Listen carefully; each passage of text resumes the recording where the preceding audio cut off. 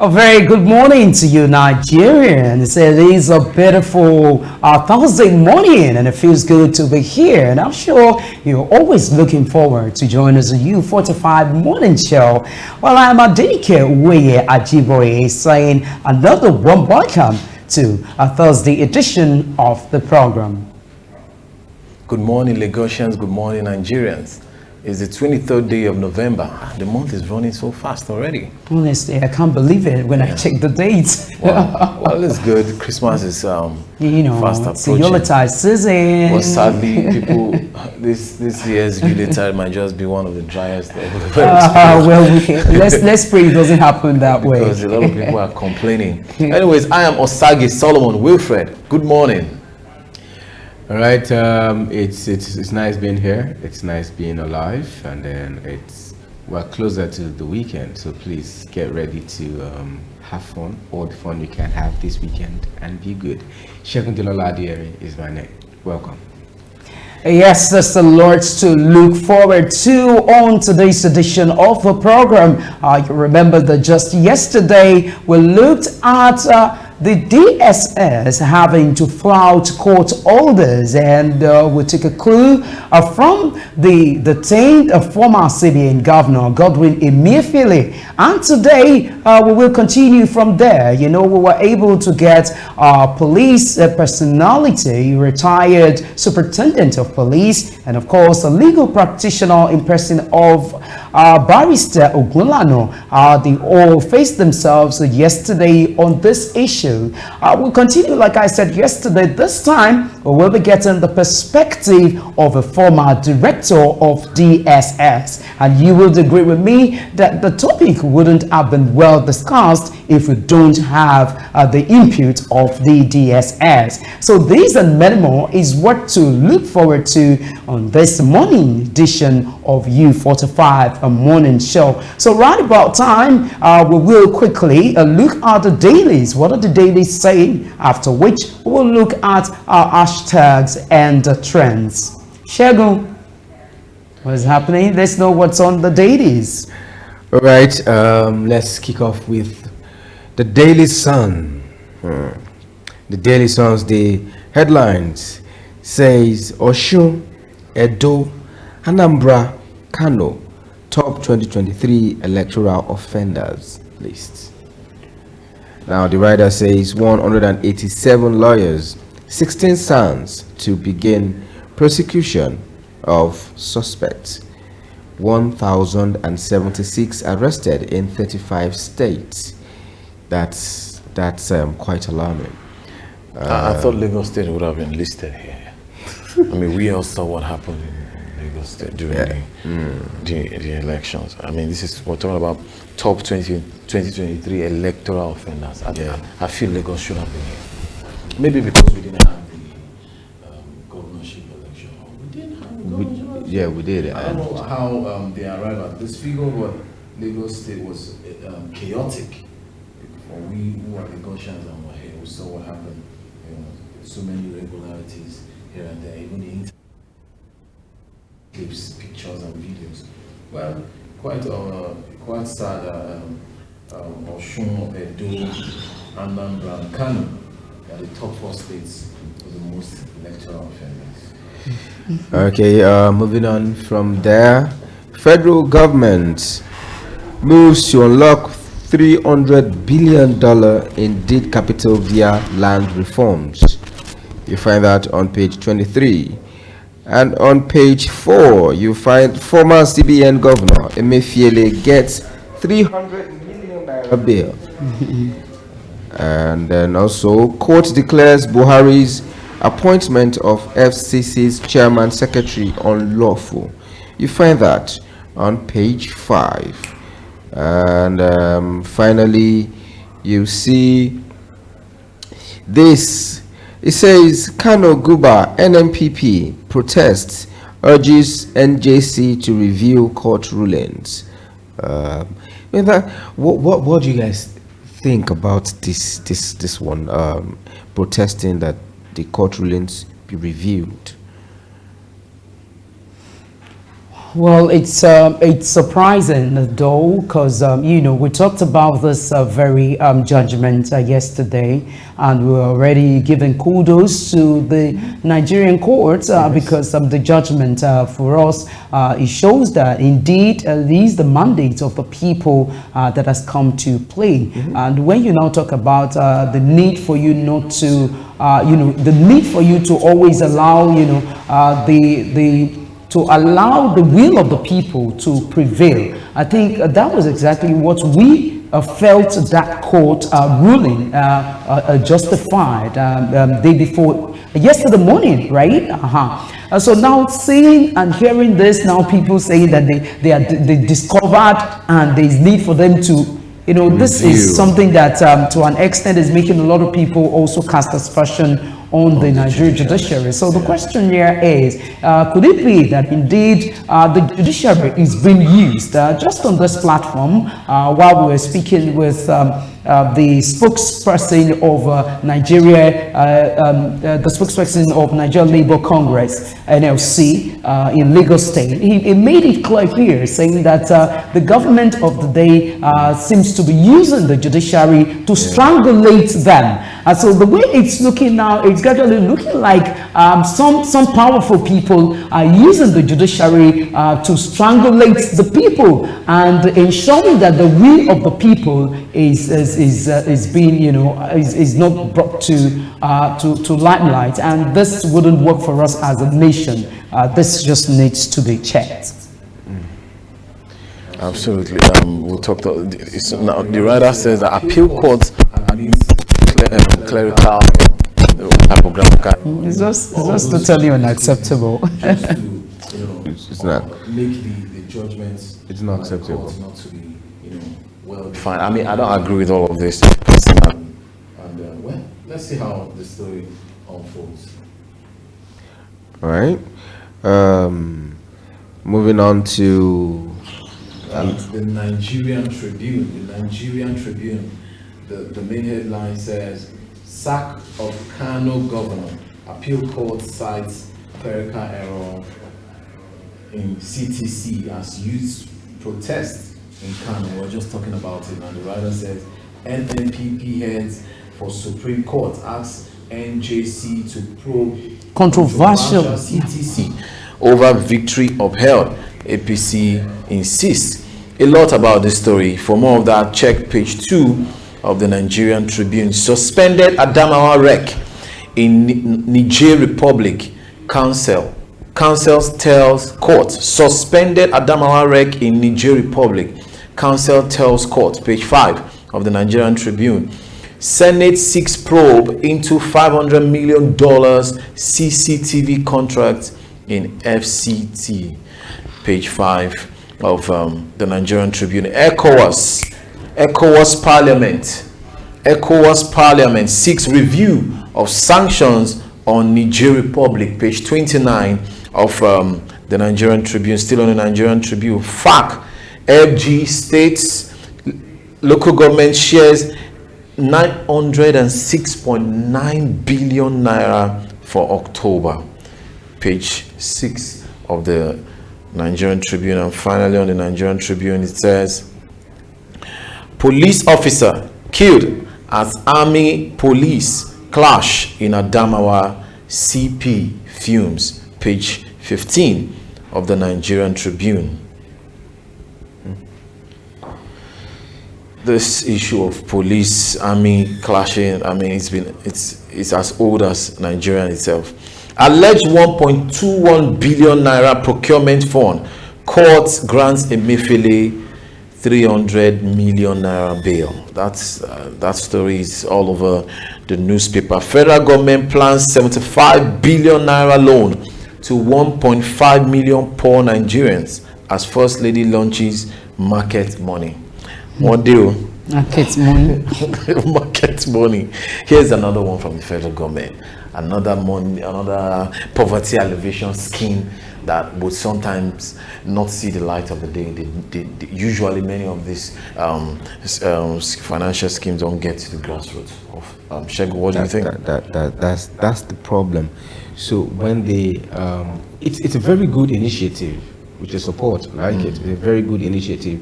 But then when you put this in the pipeline, who is monitoring it? You don't have monetary teams that will see to it that this money are actually being disbursed to the people who are in need.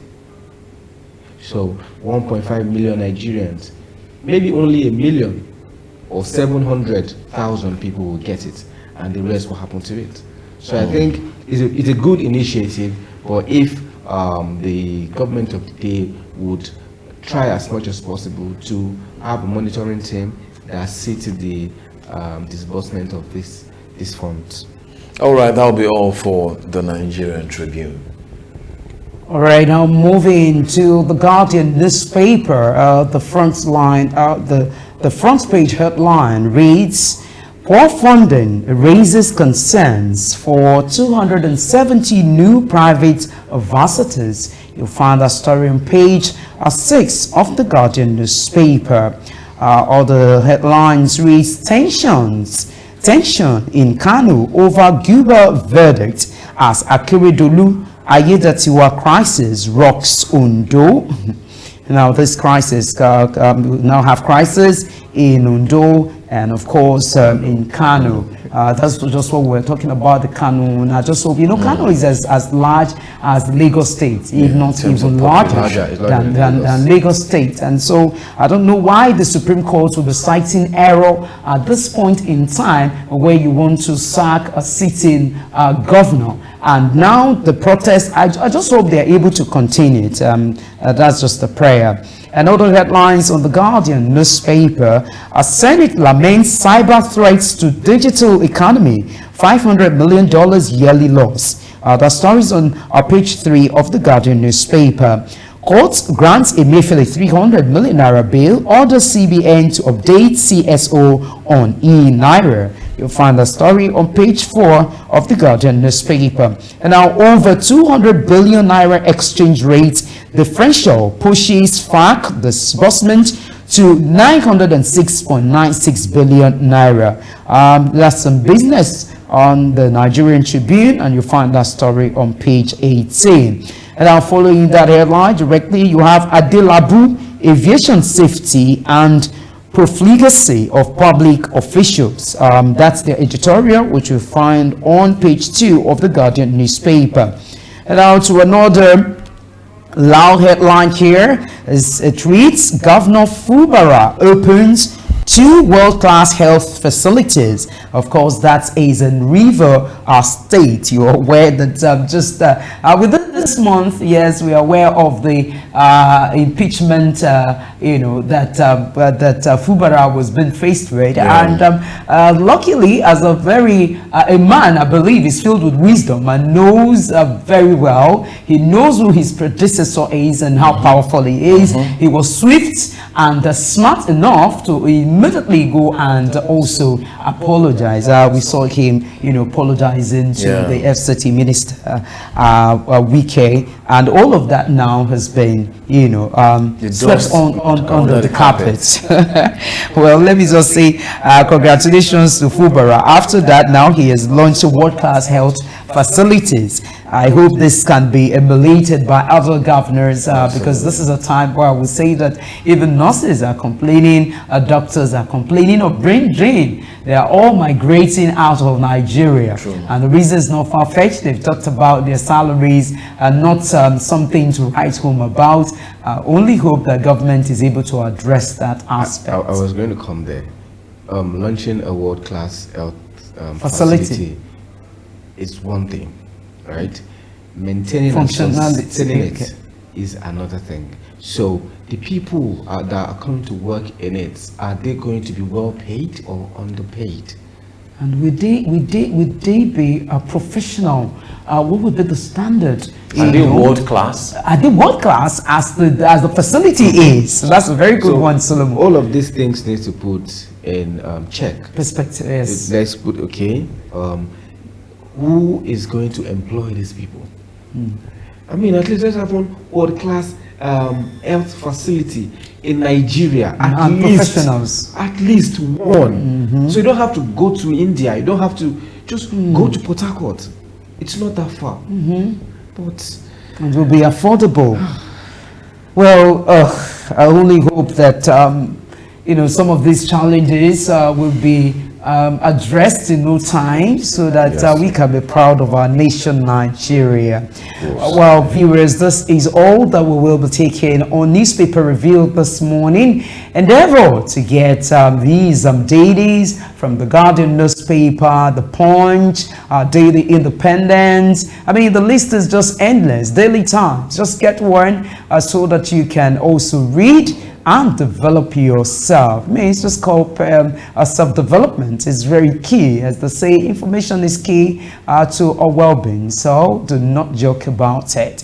So right about now, we will take a short break so that we'll immediately go into the discussion segment, of course, with the DSS, former director of DSS, getting his perspective on the disobedience of court order by DSS, and of course we'll also look at the 300 million naira bail granted to the detained former governor of Central Bank of Nigeria, Godwin Emefiele. So join us again.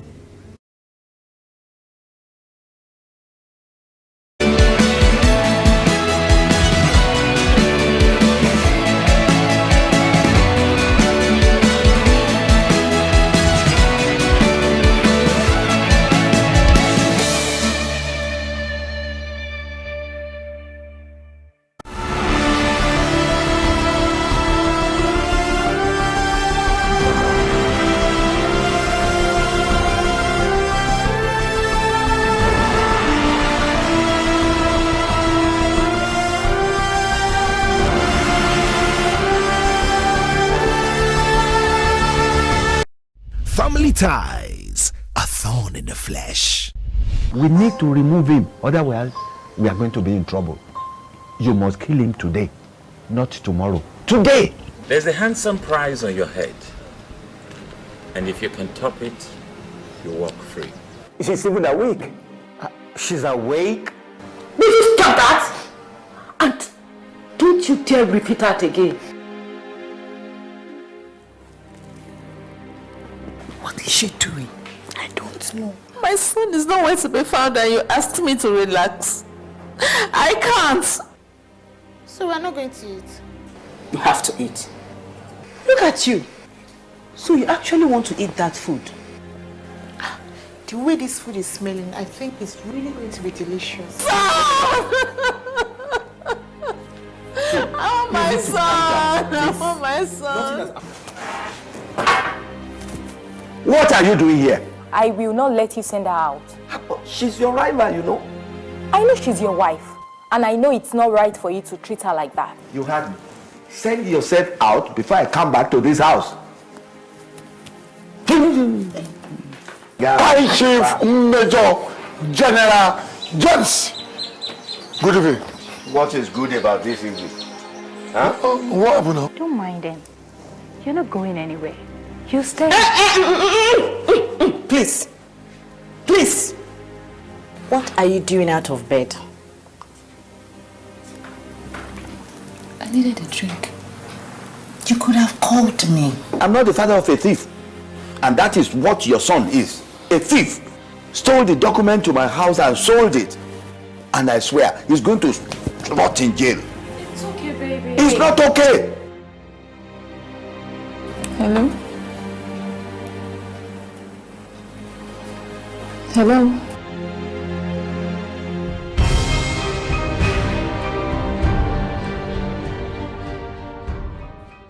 Family ties, a thorn in the flesh.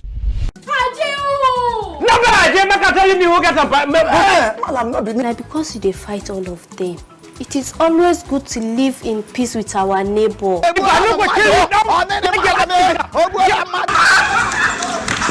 How old are you? I'm 25. Yay! 25 years. When people from different backgrounds live together, there is bound to be dispute of boundary, shared amenities. Your favorite TV comedy drama is now wearing a new look as Face to Face rebranded. Hi, Ajani. Yes, guy. There is problem in the house. Your brother wife, they carry man, come house. Lie. It no go happen. My brother wife. See, now me supposed to inherit that woman. Oh. Baby Julius. No. Baby Julius. Baby. Baby. Wait. I've been expecting this. I've been expecting this.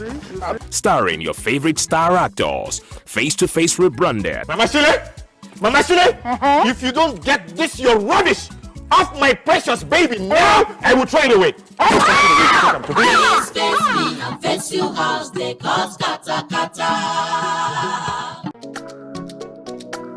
It's Humor Hangout with Kofi the Guru, your host with the most. Ricky is a virgin. Why are you Ricky. I like food and I eat a lot, and you don't really see my body. Where's the eat a lot? You don't see my body. That's a special thing. What's the female for Philip? Philip. It can't be Philippines. It can't be Filipina. Philomena. Paula. Tunde. No. Like I tell people, it's for you to be great in whatever you do. You have to stay humble and believe that you are a learner. Have you ever been asked to play a romantic role? Of course, I've played romantic roles. Hi, my name is Iyabojo, and you're watching Humor Hangout with Kofi the Guru. The second half. Revolution!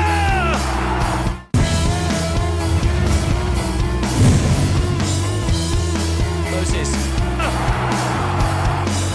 The long lineal line.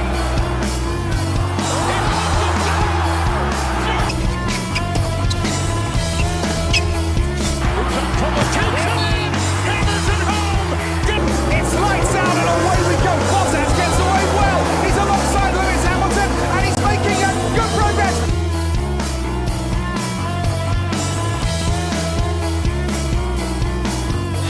Definitely a look here to play the spinal zone. Sebastian Vettel teams that always look. Will they retire from...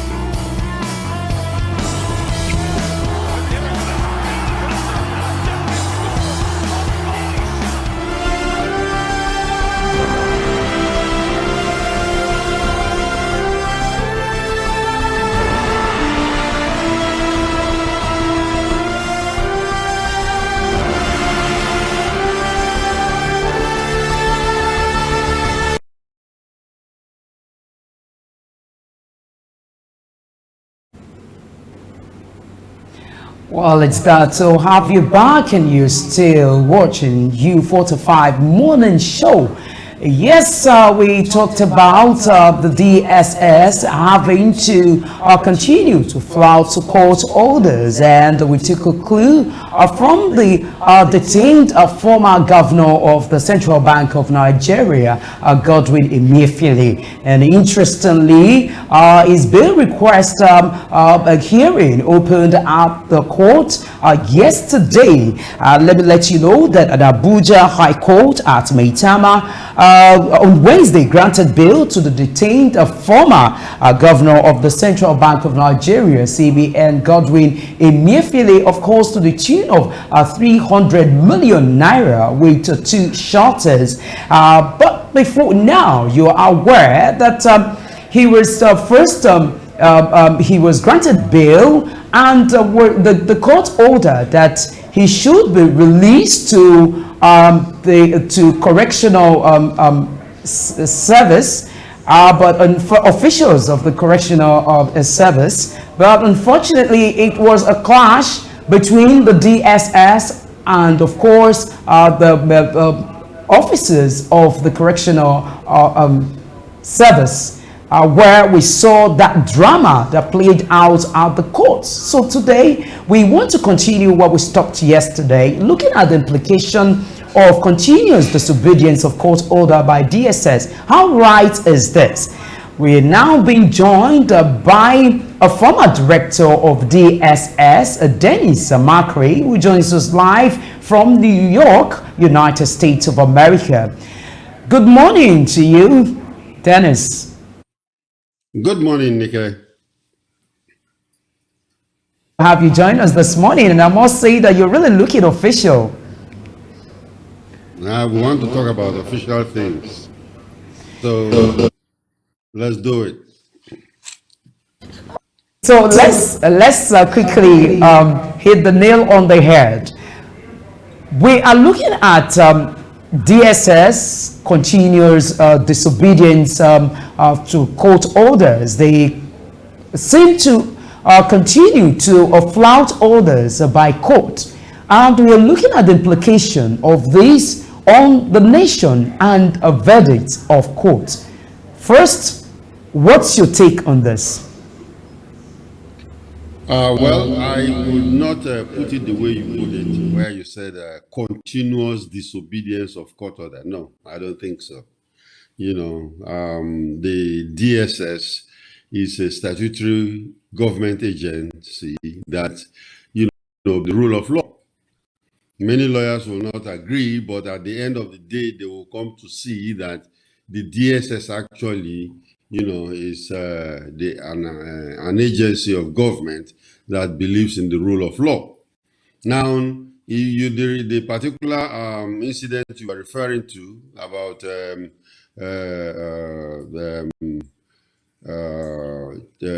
Amachree being sent to prison custody, you know, at least right now, events have absorbed the DSS, because you can see that when he was with the DSS, I think he was even having a better deal.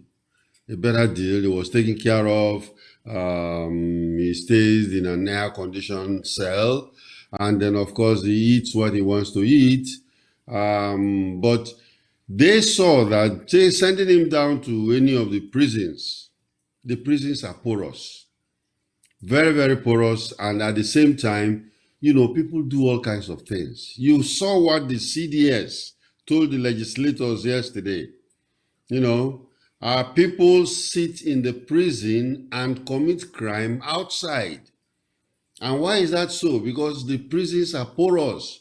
They have cell phones all over the place. People are even doing 419 and duping people from prison. You know, and then of course we believe strongly people who has even been accused of lesser amount of money have disappeared when they go into the prison service. You know, because they will say, oh, the prison was broken and you know, he has run away. We still have a chief executive who was in charge of the Niger Delta Fund a long time ago, who has run away to New Zealand and is still there. He's not coming back with all the millions that he stole, you know. So one thing is that the DSS have to think of the national interest. And they know that people cannot be stealing our money. If you feel that you've not stolen, stay. Stay around until the court date, go to the court and prove yourself. So these are the things, these are the intricacies that goes on. When they do it, it's not because of personal reasons, but because of, you know, something about the nation. And of course, we hope that people will understand. Saying that the DSS, you know, believes and respects the rule of law. I'm just looking at this. Is it not looking like your statement is contradictory? If you say that the DSS respect the rule of law, why would the DSS now decide to make their own decision? You know, why would they allow that decision to take place, you know, ahead of the court's ruling? Because if DSS indeed respect the rule of law, it means they have to follow the verdict. And if it's been ruled that hand over this personality to the prison services, why would DSS still decide to hold on to him? Irrespective of the fact that DSS knows that the person has stolen Nigeria's money and they are trying to work in national interest, are you then saying that the courts are not working in national interest, or the prisons? There are two things involved here. One is the rule of law. The second one is national interest.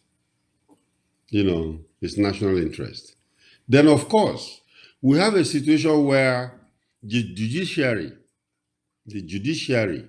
has lost his trust. There's a trust deficit between the judiciary and the public of Nigeria.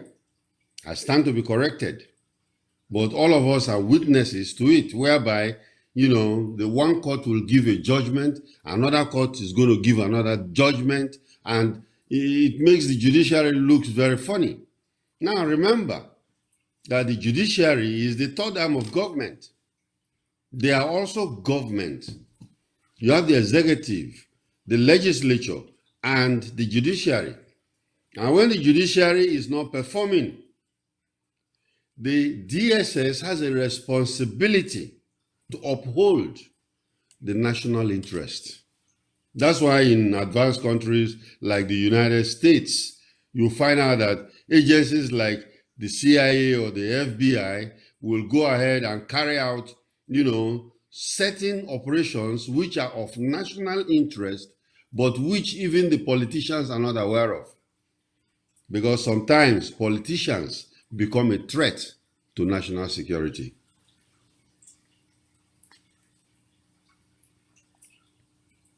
You made mention of rule of law and public interest being two different things. So does it mean that the rule of law does not correlate with the public interest?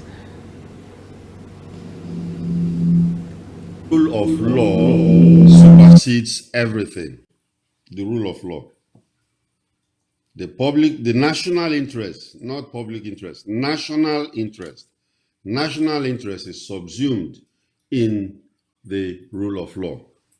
That's why if you go to some countries, if you go to the Supreme Court of the United States, for instance, right on the pillars there, it is written, equal justice under law. Equal justice under law. The national interest is subsumed, whereby if you are obeying the rule of law, the national interest is taken care of.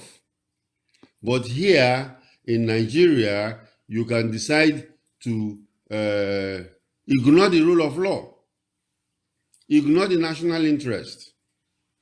And an agency of government which is statutorily asked to enforce these will always go for it, because many people don't understand the difference, or, I used to have this very serious debate, especially with the learned silk, Femi Falana, where we were discussing which one is more important and which one supersedes which. Is it the rule of law or the national interest? I think it's a national debate that many people will look at, because, the national interest is very, very important.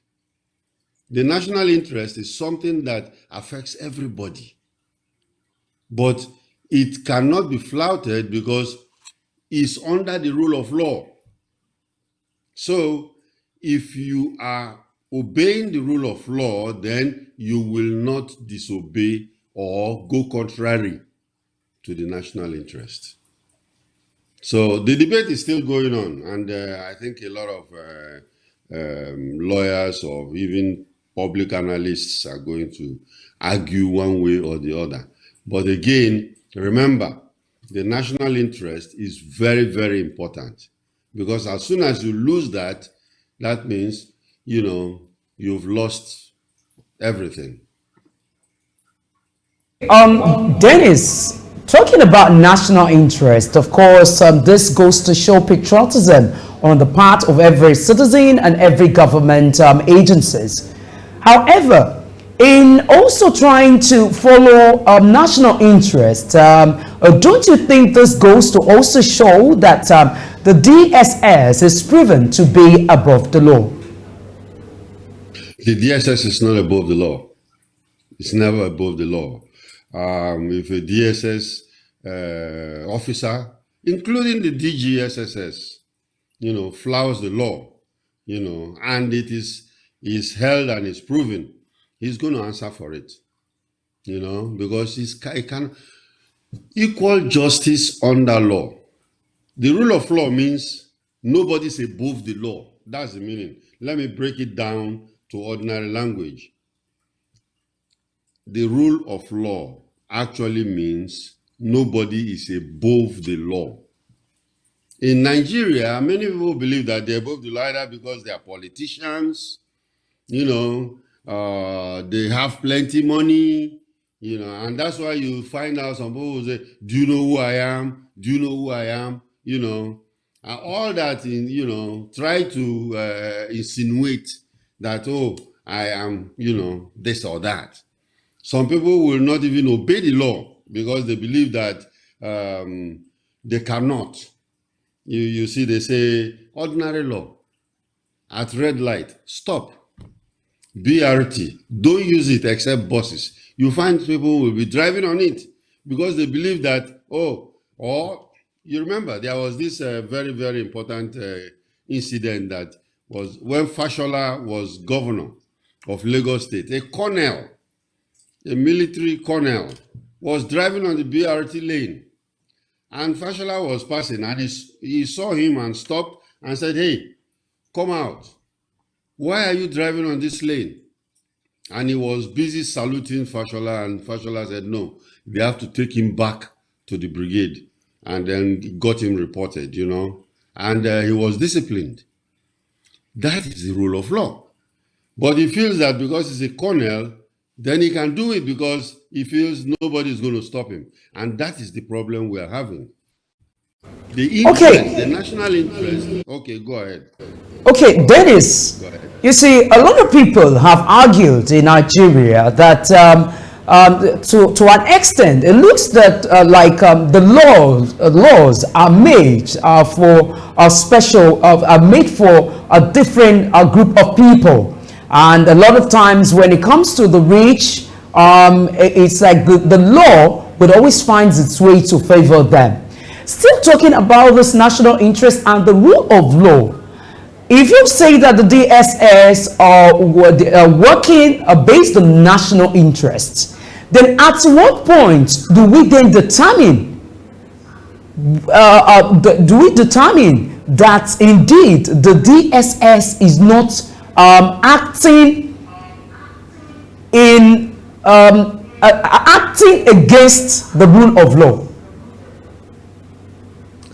Well, if the DSS acts against the rule of law, it will be recognized. It will be recognized and it will be pointed out, because there are agencies that are responsible for also, and that's what we have been advocating, the oversight. It's not an agency that does not have an oversight, because especially the Office of the Attorney General, they prosecute the cases that comes from DSS, and they could say this case is watery, it's not good enough, and they will not touch it. The president himself, but don't forget, there is one very important aspect that many people don't remember or they don't know. The DSS is not independent to be doing whatever it likes. Many people, I repeat, the DSS is not independent to do whatever it likes. The president of the country tells them what to do. I remember the first time when they were saying, his lawyers, the lawyers of Amachree came around and said, release him. The court have said that you should release him. Why don't you release him? Sack the DG SSS. Do this, do that, do that. And I came on air and I told them, I said, you people are knocking on the wrong door. The DSS does not even have the power to release him, because their boss have not said so. Go to the instrument that created the DSS. You'll find out. They're in charge of internal security, blah, blah, blah, blah, blah. And at the end it says, and any other order that will be given by the president, commander-in-chief of the armed forces. So if the president says that, keep this man over there, and they keep him. Keep Nnamdi Kanu there, and they keep him. keep El Zazaki in detention, and they keep him for many reasons, and many presidents have done it. Keep Dasuki. For instance, President Obasanjo kept Dasuki there for so years, and they do that. They cannot on their own decide that, hey, let me just go, okay, this guy has been with us for too long, or people are talking, so let's just release him. It doesn't work that way.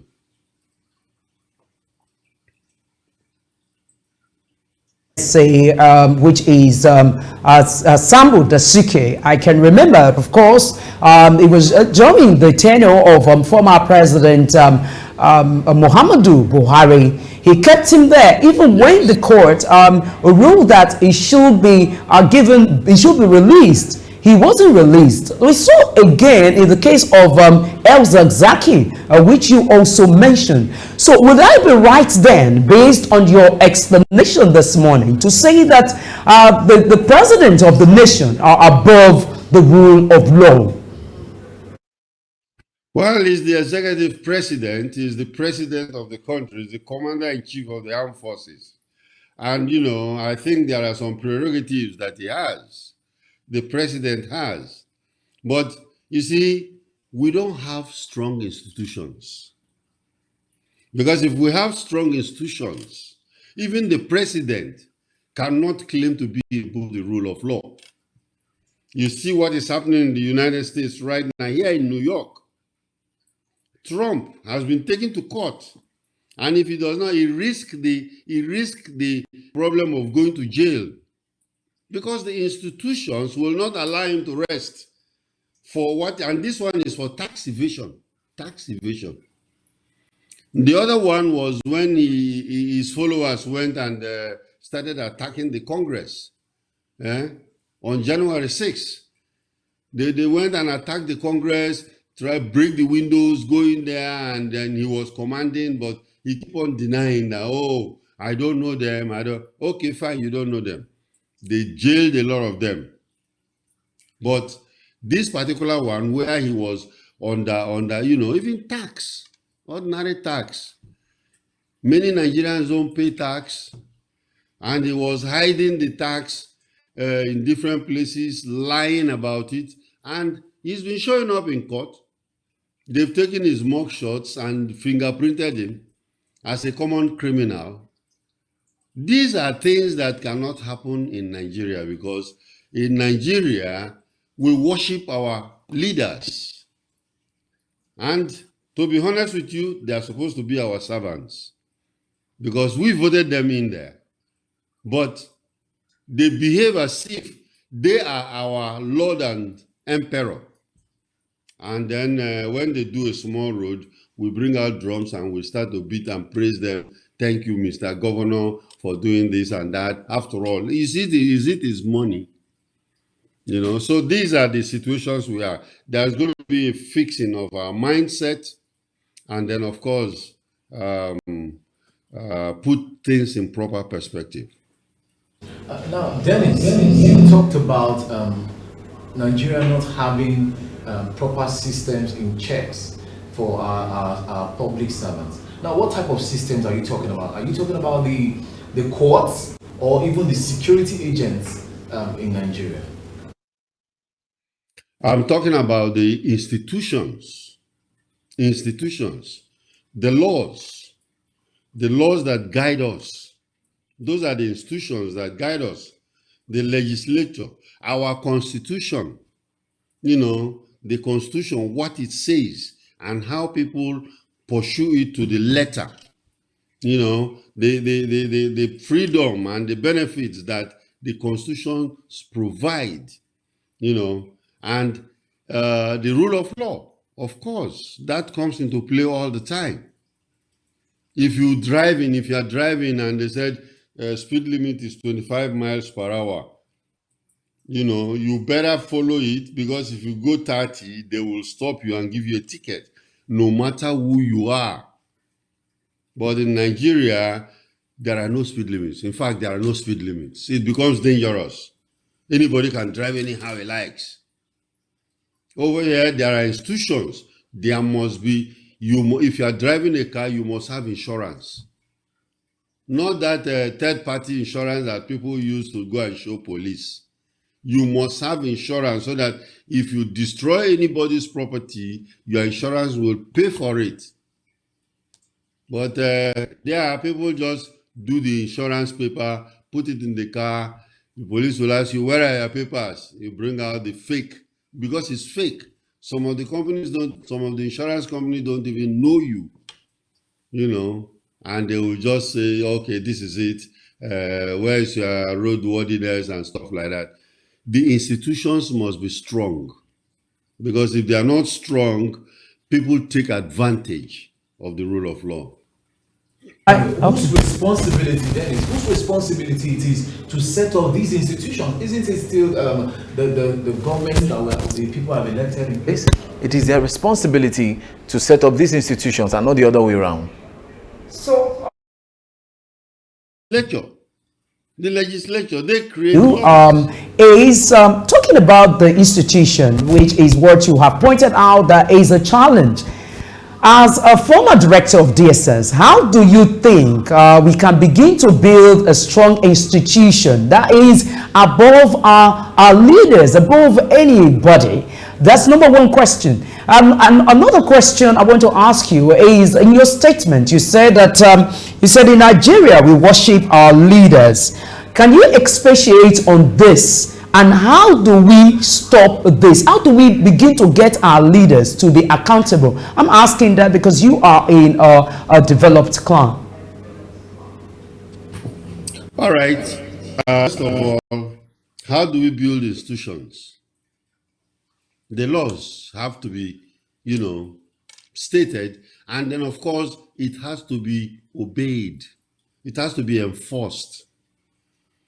If I say that you cannot urinate outside your house, don't go there and bend down or stand one corner and start to urinate. And if it is not enforced, then there is no law. You get what I mean? There will be no law, because if the law is not enforced, then there is nothing to worry about. They are saying, no, don't cross the road, and then don't cross the expressway. They build a flyover. People are supposed to walk across it, But you see people dashing across and saying, oh, yeah, let me go, run across quickly. Car is not coming. And if it is not enforced, then there is no law. So what we need to do is to build strong institutions. And how do you build strong institutions? You now make sure that those laws that you are putting in place are enforced. They are enforced. If somebody is a kidnapper and you say you want to stop kidnapping, you bring out a law, and that law must be obeyed. If it is death sentence, do it. If it is jail term, do it. But if you look, why do you think kidnapping is going on in Nigeria? Because nobody is being punished. Nobody. People have been arrested. People have been, detained for kidnapping, and they are just sitting down there, even planning another show, from the prison, without anybody talking anything to them or doing anything about it. So it must be built. Your second question, please, could you repeat the second one? I didn't get it properly. My second question is that while you were speaking, you said that in Nigeria, we worship our leaders. So I want you to expatiate on this and what this portends for us as a nation, and how the citizens will begin to demand good governance from these leaders by, eschewing having to worship them. Okay. I was invited to come and speak to some youths in a local government. And then I was talking to them, and most of them were, during a question and answer, they were busy asking me about, we don't have jobs, we don't have this, we don't have that, And I said, but you have a local government chairman, and the roads are not very good. So why don't you do something about it? They said, what can we do? And then I told him, I said, listen, it is in our constitution. If a local government chairman does not do his job, you can recall him. You can even recall a senator.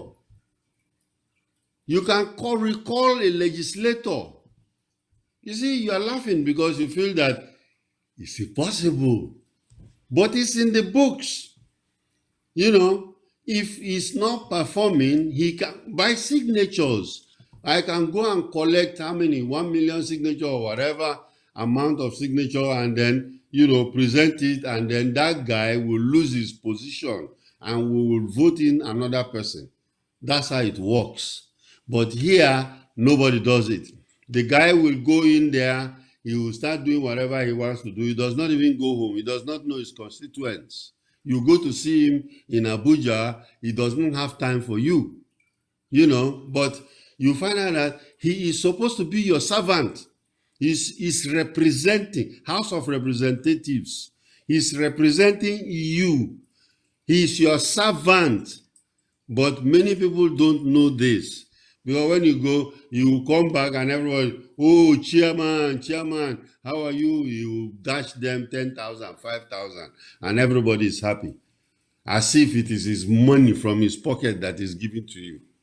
You know, we have to redo our mindset on that. Okay. Dennis, yes, I'm happy you confirmed that. I was laughing when you were saying that, and the reason is not far-fetched.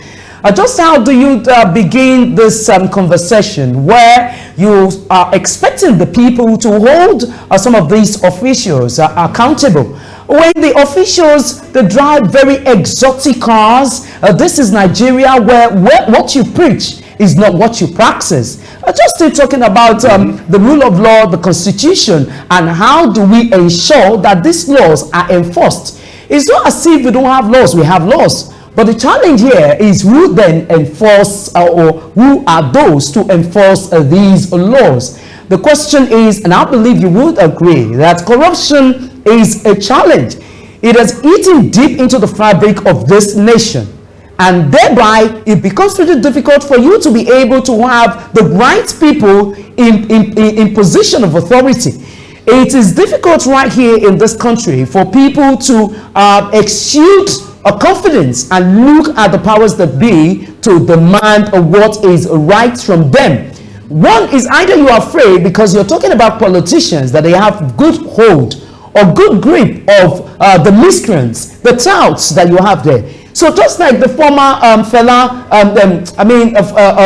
late musician, Fela Anikulapo Kuti, sang in his song, Colleagues, where he said that my people fear to, you know, I'm trying to remember that song, but it's all saying or a pointer to the fact that Nigerians by nature are fearful of people. How do you now help us to, how do you help us tell the people, or how do you begin to tell the people to continue to demand from these people? We are even talking about politicians buying SUVs, living large.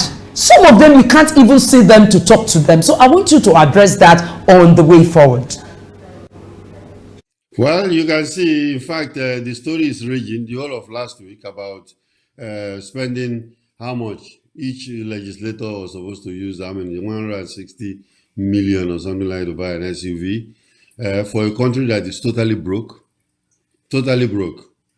And people have not eaten. Some people go to bed hungry, you know. You see, when we talk, security professionals talk about the threats to national security. We know what we're talking about.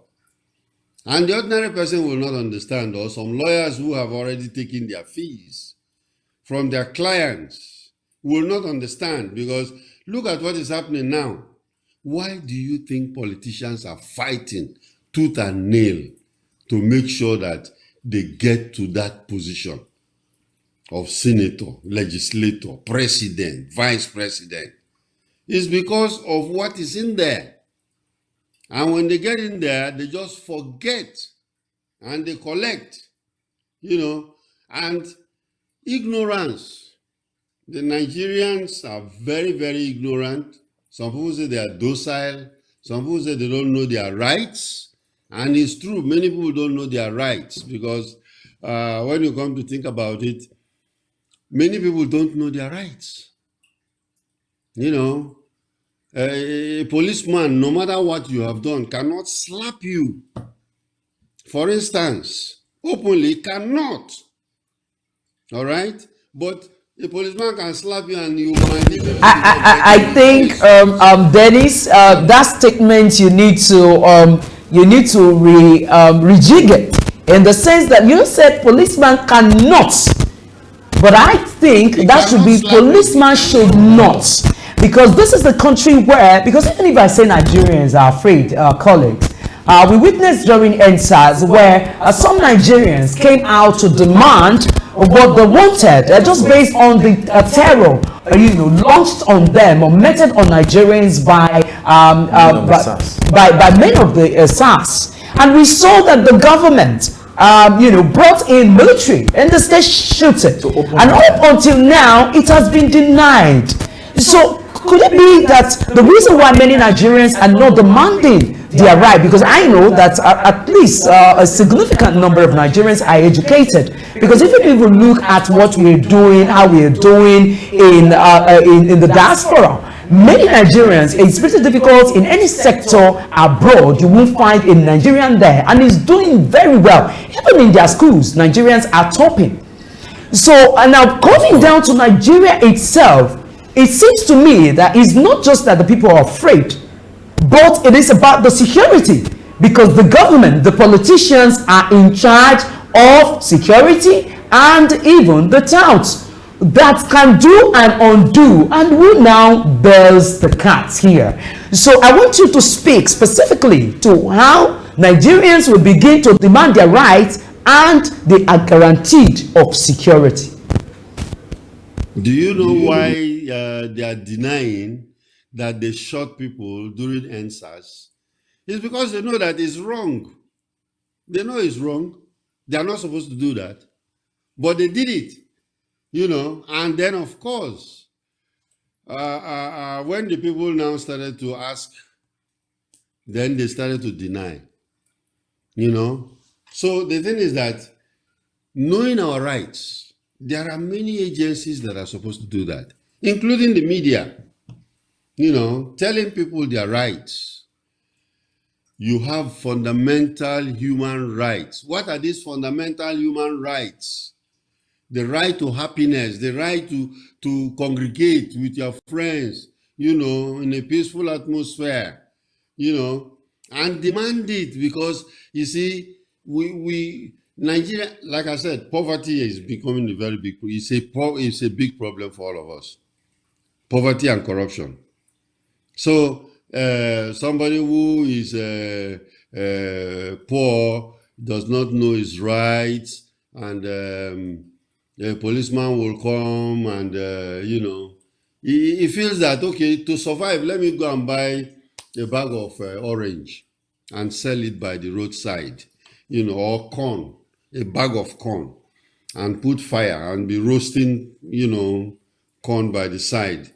And then getting small money. Maybe by the end of the day, you get about 3,000, 2,000 something, and then use it to raise your children, eat with them and everything. Then suddenly you see these environmental people come around, throw away the basket, all kinds of things, even arrest you. And then you see the person begging, oh, please, please. All of them are guilty now. All of them are guilty. Number one, the woman is supposed not to flout the environment. You are spoiling the environment. Two, when you are dealing with other people's property, then you have to do it in a humane manner. The Police Act 2020 has already said it. Policing is supposed to be, have a touch of human feeling, because it is the humans that it is done for. Originally, when the colonialists were here, the police was formed to take care of the colonialists, protect them. But after they left, The police people have been taken over by the politicians. They now protect the politicians. And you find out that although the number of policemen are not many, but even local government man is moving with 11 mopoles all by himself, protecting him. For what? From who? You know, he's supposed to be a man of the people, but now these people are protecting him. And then, of course, a minister will be passing through, and then mopoles will be in the in the pickup, blowing siren. And if you don't get away from the road very quickly, they break your windshield or break your side mirror. You know, all these are illegalities, jungle justice. Like I said, he cannot even slap you, he cannot touch you. But we need to know these laws. The National Orientation Agency can talk to people, human rights lawyers, they are very good at that. They can tell you about it. You know, NGOs can tell you about it. But I don't think they are doing a very good job, because majority of Nigerians still don't know their rights. You don't think they are doing a very good job. The same way some people will also tell you that they feel that the DSS is also not doing a good job, especially because in the case of this having to flout court orders, they will also tell you that the DSS is not doing a very good job. But you have made us to understand this morning as established that a lot of times secretly the DSS gets calls from the executive, from the president, and they have no choice but to act in accordance to the order or directive given by the president, which now portrays the DSS as being disobedient to the rule of law. However, the question I wanted you to answer is, how would the people get the right protection and can still go ahead and challenge authorities on their rights as a people? First of all, I will disagree with you that the DSS does not believe in the rule of law, or, you know, they do whatever they like. I've explained it to you. You know, I was there. I stayed and retired in that service. And I can tell you one thing. Among all the government agencies, one thing about the DSS that is unique is that they are very patriotic. Very patriotic. You know, there are bad eggs. Of course, there are not angels that fill up the place, okay? But you find out that the limits, because internal controls to make sure, because sometimes we arrest people when we're in the DSS, and then they will be begging us, oh, please transfer us to police, transfer us to police. We said, no, we are not transferring you to anywhere, we'll prosecute you. You know, because they believe that they can go and do arrangements. Yeah, you don't do any arrangements. And, you know, I'm very, very proud of that service. They are doing a very good job, you know, but I pray, I'll seriously pray too, that they should keep it out of politics, because as long as they mix it up with politics, then you water everything down, you know, but they're doing a very good job. The other side of your question, I think I've skipped me.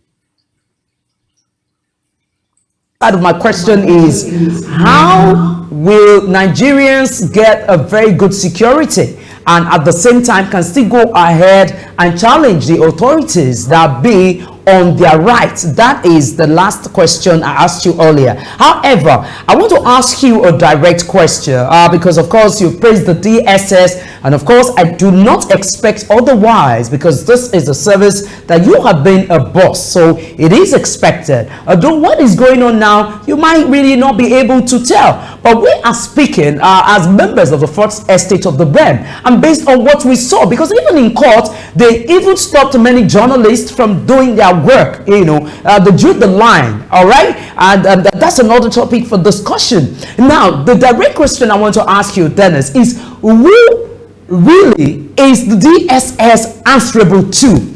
Is the DSS loyal to the nation or loyal to the executive, the president? Very good. Very, very good question. If you look at the instrument that created the starting from the NSO, Nigerian Security Organization, that's the one I joined. Later, it was changed by President Babangida to SSS, which is State Security Service, and then later it mutated down to DSS, Department of State Services. If you look at the instrument that created it, you'll discover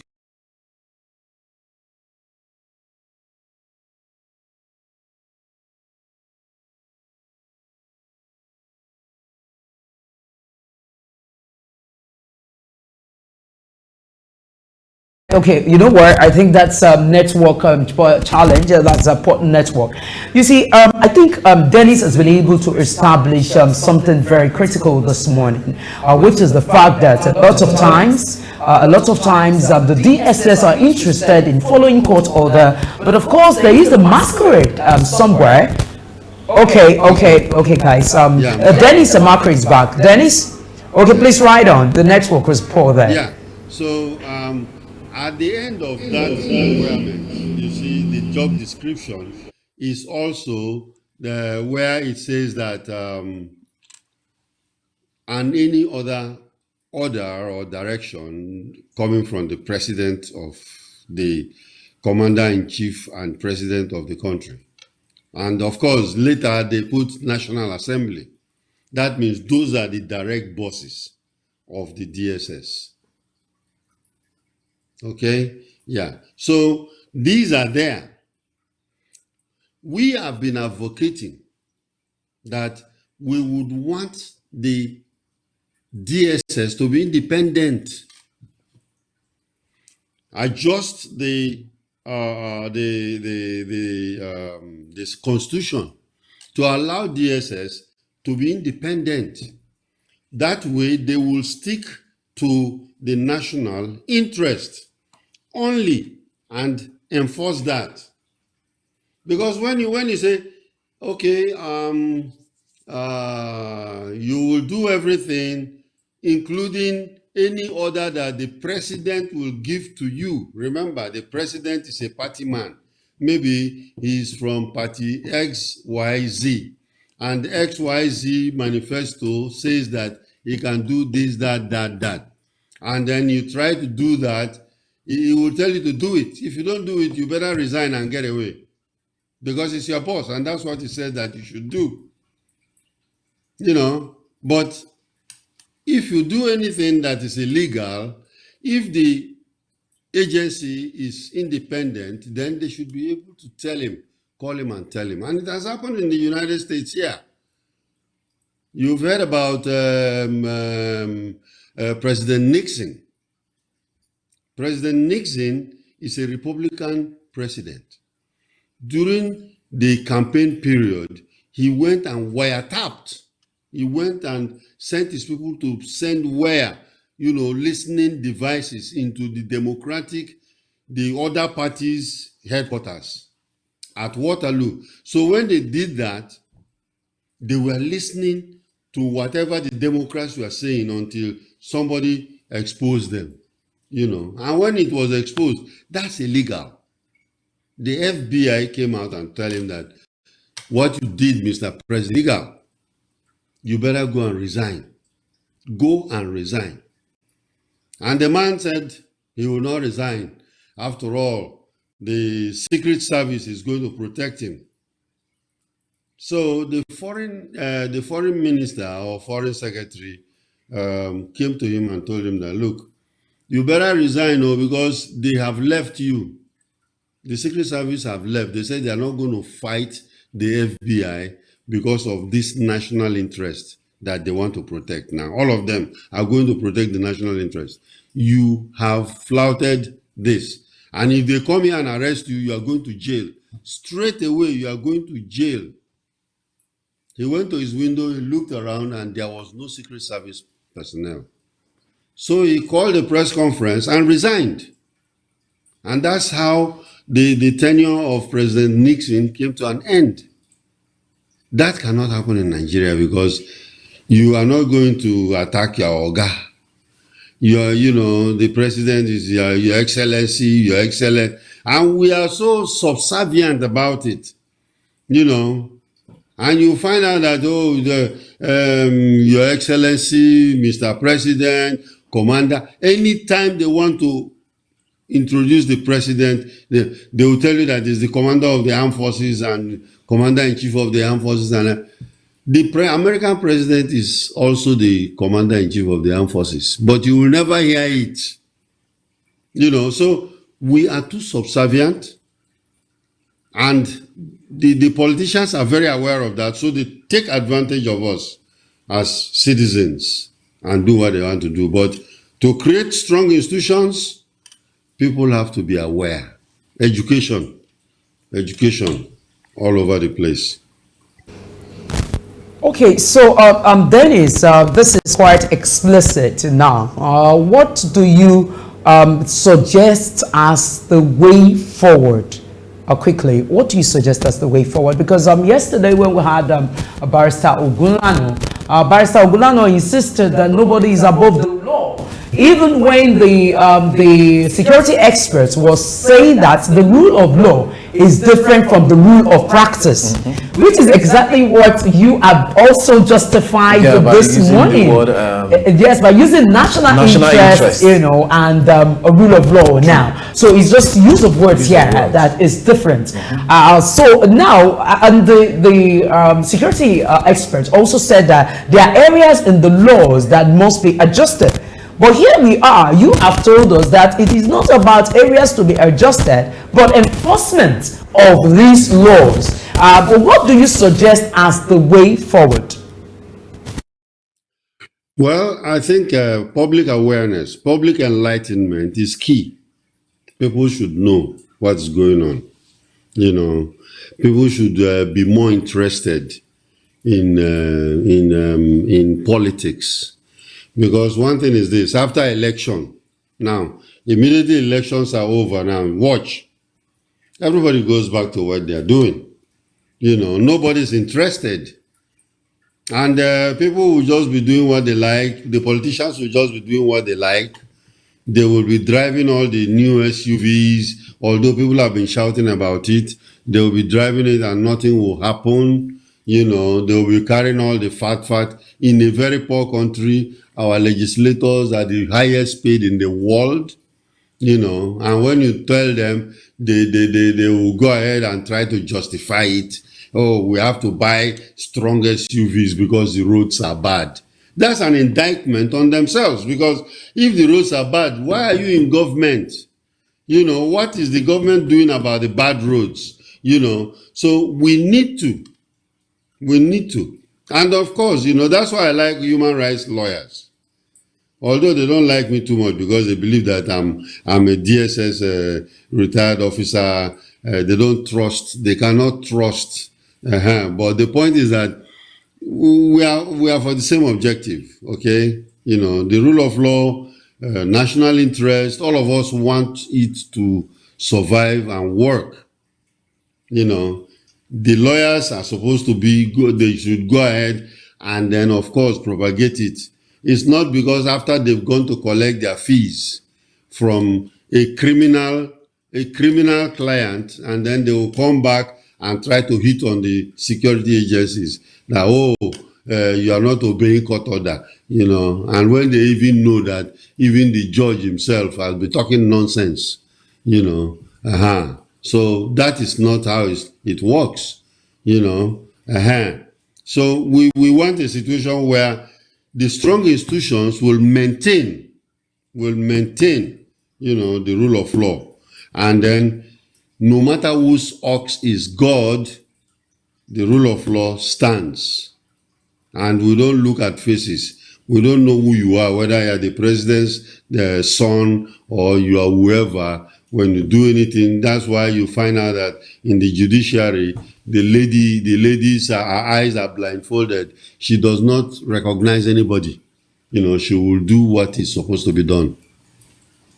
All right, Dennis, on that note, let me say many thanks to you for sharing your thoughts with us this morning, and we wish you a very beautiful day. Thank you very much for having me. Dennis Amachree, a former director with the DSS. Gentlemen, so many things stated today by Dennis Amachree, and I think the most significant, which is an eye-opener to me, and I believe to you guys too, is the fact that the DSS, behind all of what plays out in the open, secretly, as the name implies also, they also get a higher order from a higher personality, which is the president. And so I like to say who pays the National Assembly. And the National Assembly, yes, he stated that. So it's a matter of he who pays the piper now, dictating the tune. And the piper seems to be higher than the courts and the rule of law. What do you think? So I begin to think, before the election that brought in this present administration, they were at loggerheads. When Naira redesigning this and this one, someone saying they're trying to sabotage this, they're trying to sabotage that. And now, the main person in question is the #1 man in the country. What do you think is going to happen? And you see, this also brings us to the aspects where people begin to cast aspersion on the judiciary. A lot of people have expressed the satisfaction on, of course, the Supreme Court's verdict on who is the rightful president of Nigeria. You know, so well, if we say we should continue to discuss this, honestly, we wouldn't go. So shall we go? Let's just quickly look at our trends and tags. After which Sporting Joel Wakigo will join us here. All right. Quickly, this particular issue is trending. There's a young man, a public administrator turned bus driver, laments that the taxes they are paying it's too much. Aside paying for there's this thing they call loading money. Load. Oh, yes, you have to pay. Is another one.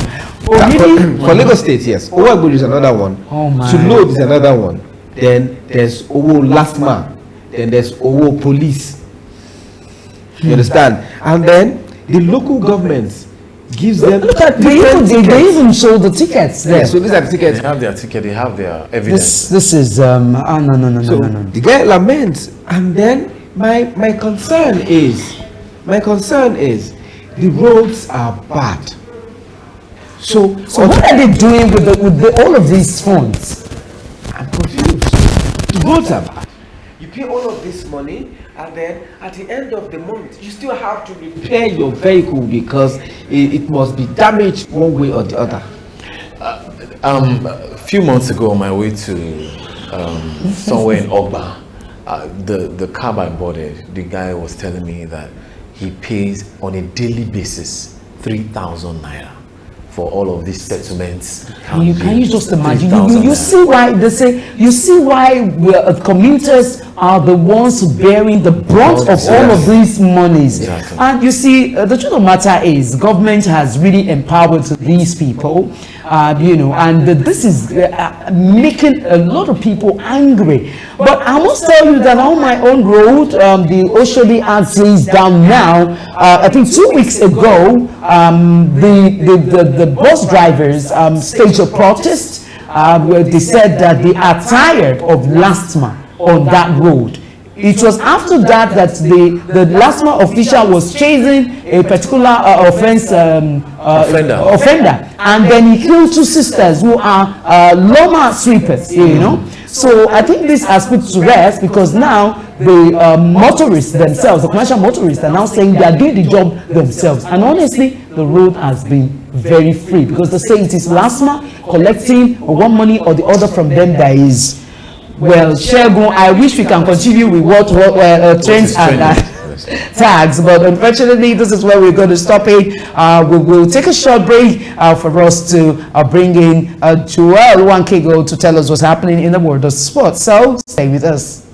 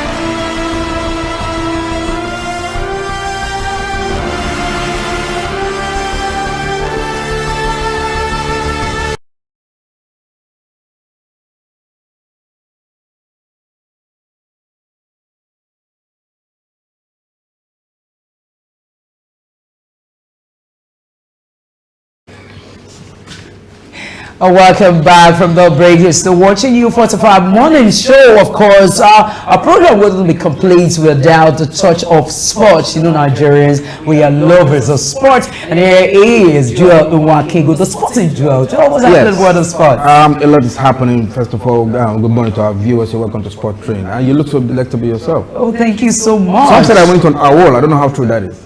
I'm back now. Pardon me? I was told I went on AWOL after without leave. Oh, yes. No, I should be saying that to you. I welcome you back.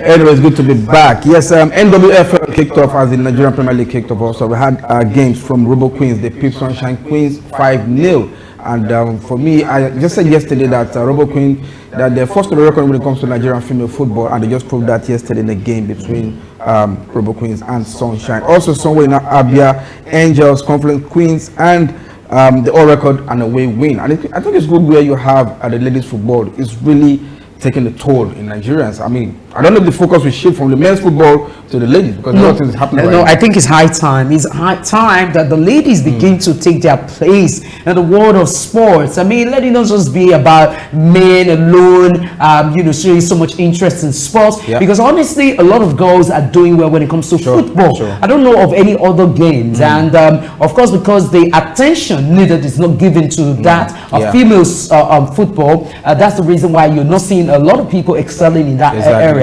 So the way it is now, giving them more attention, media hype, it will also encourage more ladies to go into football. Now, something happens a couple of years back after the US female team won the World Cup, and they went back to the US and they told the government that, look, we want to end the same fees as the men, because they won laurels, they won the World Cup like 3 times, and the men haven't won anything. And at the end of the day, Donald Trump said, thumbs up.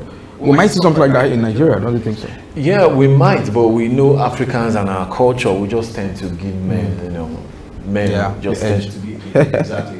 If we want to follow that route, I think our Super Falcons have even done better. Exactly, winning the AFCON 9 times. They've been consistent. In fact, they've been the highest ranked African nation since 1991. And their game is interesting to watch. You see them move swiftly, compared to the male folks. So I think their demand for higher pay or something equivalent to what the men are taking is justifiable. And I think that should be worked upon. Like they say, behind every successful man there's a woman.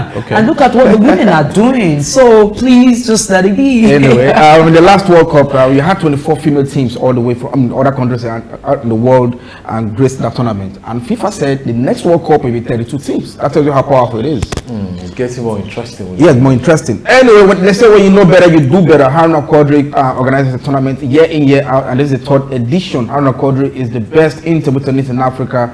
also in Nigeria, and right now he has a sports academy where he scouts for young players that would, step into his shoes to do Nigeria proud in big tournaments. And the tournament comes up from 29th of November, runs to 3rd December. Now, when you know better, you do better. Amachree, he wants to make sure we have this is fantastic. I have been saying it for years that when are we going to have the likes of Amachree, come out and play tennis for Nigeria. He has been consistent. He's a legend, and this is what we're talking about. Our sports stars, that have done us proud, in diaspora, come back home and invest in grassroots.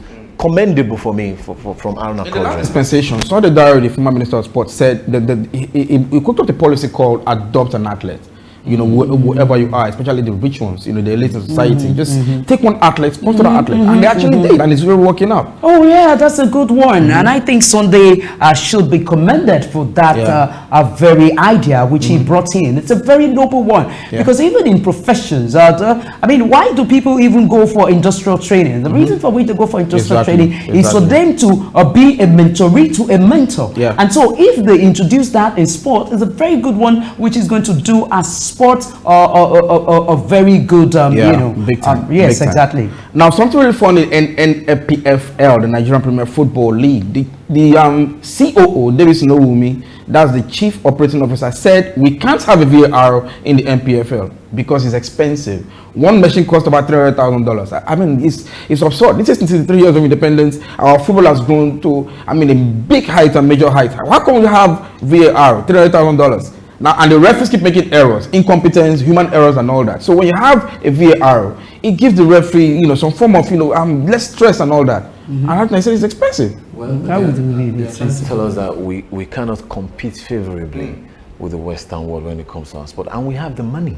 It's all about corruption and lack of systems in place. VAR has come to stay in the Western world. What does it mean? Video assistant referee. They tend to assist the referee because the referee has just two eyes, and you can't see what's happening. There are a lot of off-the-ball incidences while they're on the pitch. It is the job of the VAR that will spot it. And Nigerian football, especially our NPFL, has been plagued with inconsistency when it comes to the refereeing department. And that's the same way people talk about artificial intelligence. I think this has come to stay. Exactly. That's it. This is a jet age that you can afford to say no to technology advancement. So you need to embrace it. Now this is the worst part. The league started just a couple of 10 weeks ago. 9 weeks. And they've sacked 14 referees. That tells you the level of incompetence. Oh my God, that's unfortunately, gentlemen, you guys are really hot this morning with sports, but we just have to say goodbye. This is where we draw the curtain on the U45 morning show today. Many thanks for being a part of our program. Remember that you can watch this edition on our YouTube channel and other social media platforms. I'm Adenike Oweye Ajiboye. And I'm Joel Wakego. I'm Osage Wilfred. And let me also say many thanks to the production team headed by Sam Eze. I say thank you to you too, Ahmed Adedigba, and the rest of the team. And from all of us, have a beautiful day.